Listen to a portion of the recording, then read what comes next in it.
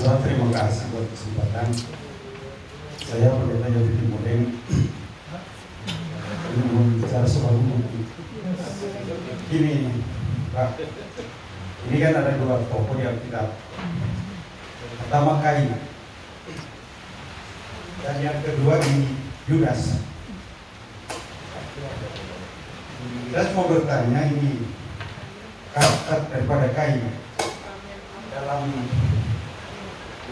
sifatnya, apakah dia kolerik, apakah dia sanguin, apakah dia pragmatis atau melankolis?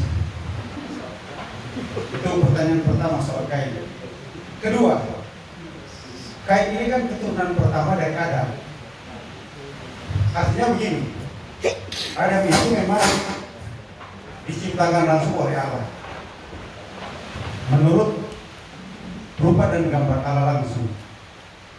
Jadi pertanyaan saya, apakah karakter yang diturunkan oleh Adam kepada Kain itu adalah karakter yang gagal, yang menjadi contoh, sehingga Kain melakukan apa yang tidak berkenan di hadapan Tuhan, karena dia mempersembahkan persembahan yang, ya, kalau bilang persembahan yang penuh dengan cacat.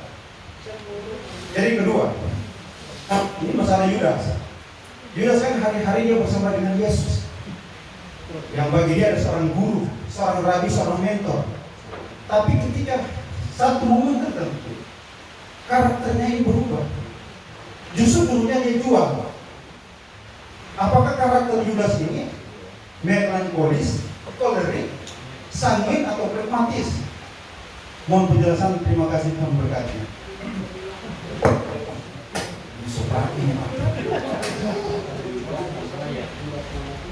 Yang pasti kita lihat dari Yudas, ya. Yudas, saya mau bilang temperamen yang dia punya adalah kolerik, walaupun belum diuji. Saya melihat ada unsur-unsur yang membuat saya bilang dia kolerik, karena yang pertama, tipe kolerik itu adalah tipe seorang pemikir. Dia punya bergaining tentang keuangan. Dia jual Tuhan, maka dia dapat uang. Gitu kan? Dia kolerik. Orang kolerik juga adalah orang yang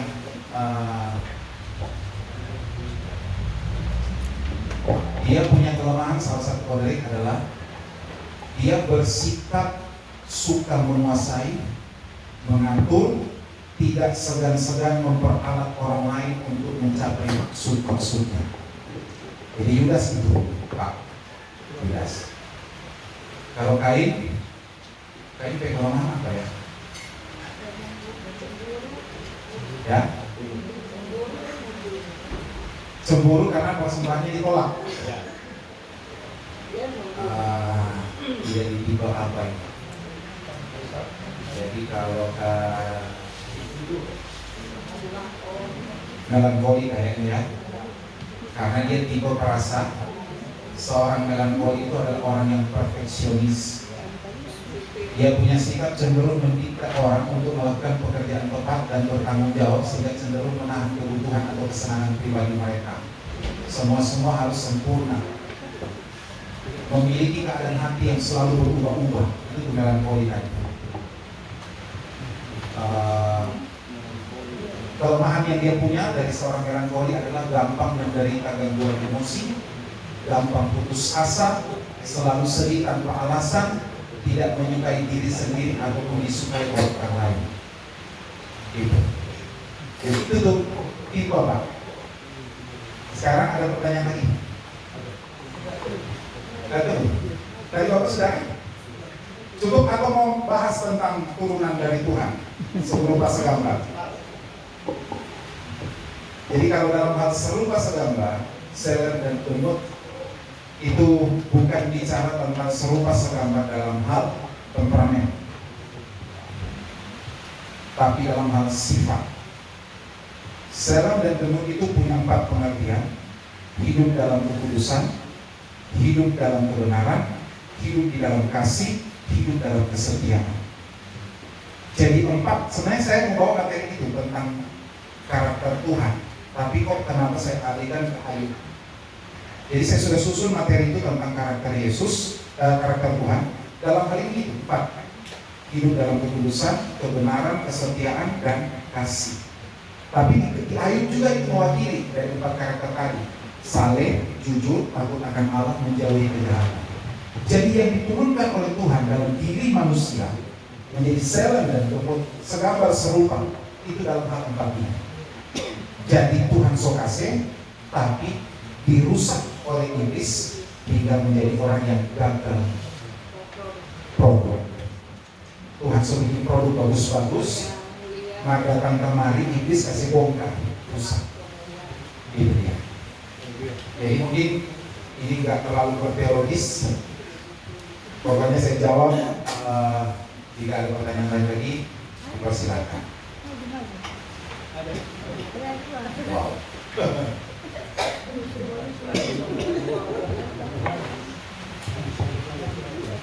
Dapur boleh siap.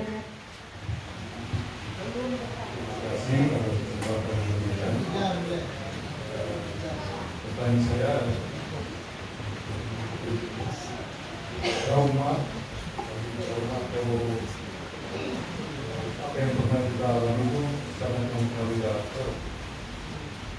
Itu mohon dituliskan kembali saya tadi singkat yang dijelaskan tentang pengalaman bisa mempengaruhi karakter kita.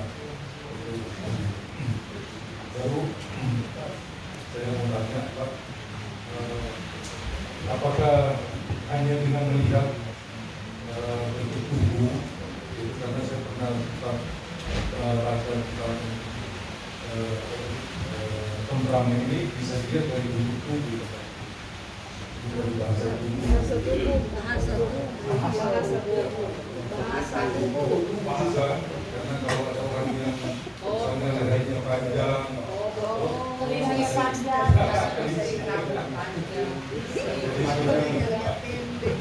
kemudian yang ketiga ini permintaan dari teman kami itu di materi sendiri tidak materi ini dibagi. Terima kasih Pak. Itu saja, Tuhan berkati.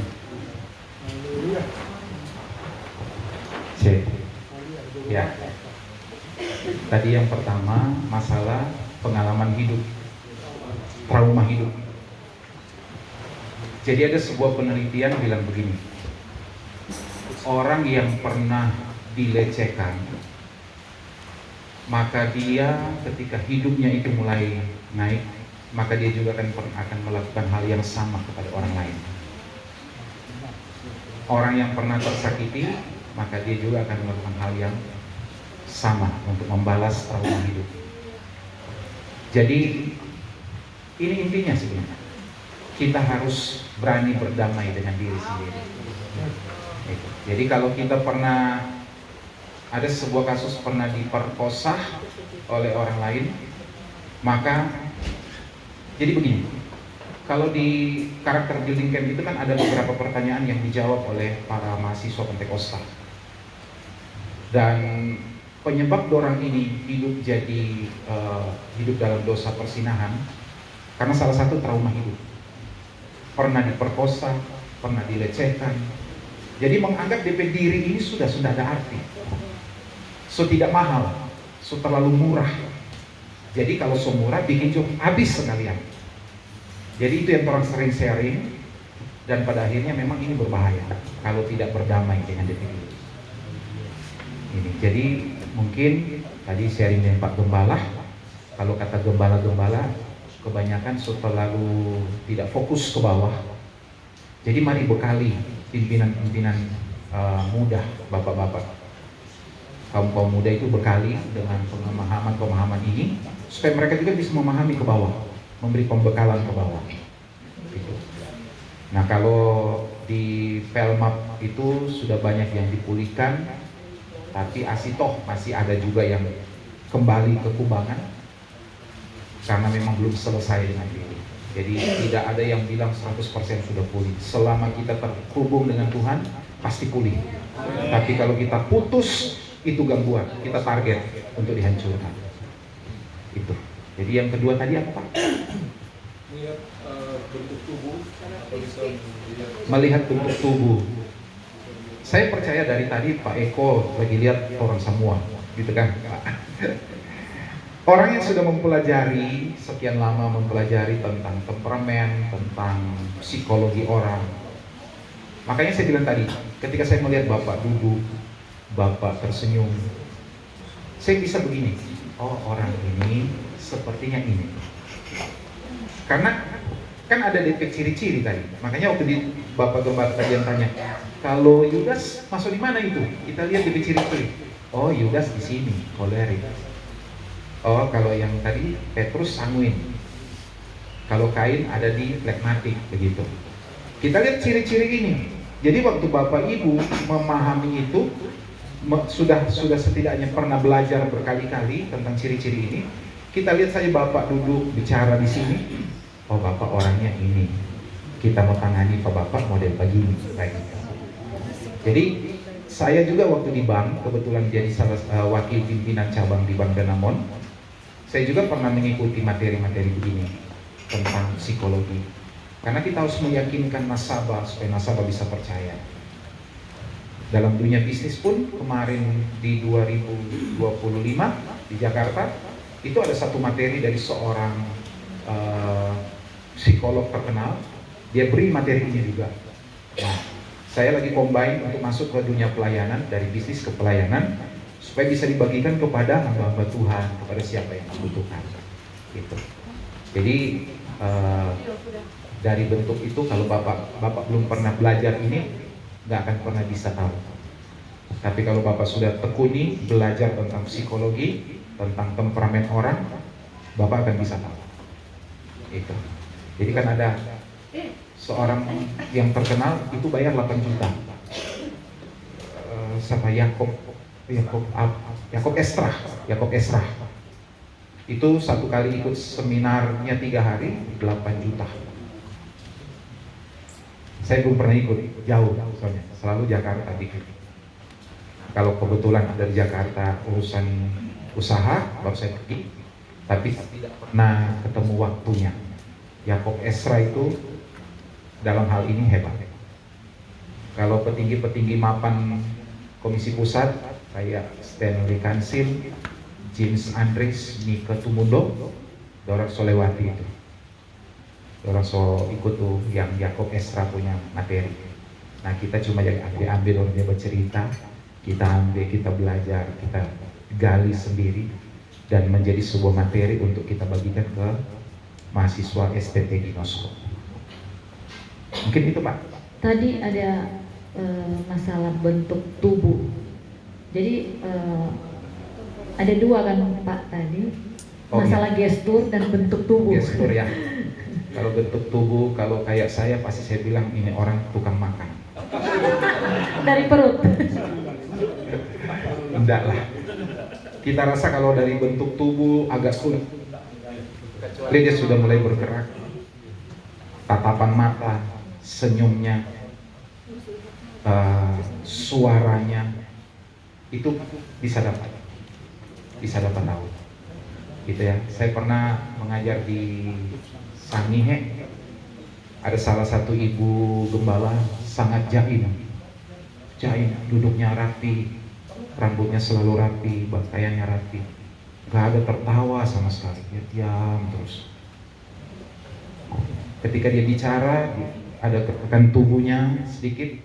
Saya dalam hati begini, ibu ini jaim tapi orangnya sanguin, ya. Dikasihlah tes. Waktu dikasih tes dibahas, ibu itu nggak jaim lagi, teriak-teriak, saya dia, saya itu. Ternyata saya itu. Kita bilang, tadi diam-diam. Jadi berubah setelah dibuka. Itu ya. Ternyata saya itu Pak. Ternyata saya itu. Tapi kenapa ibu bisa jaim?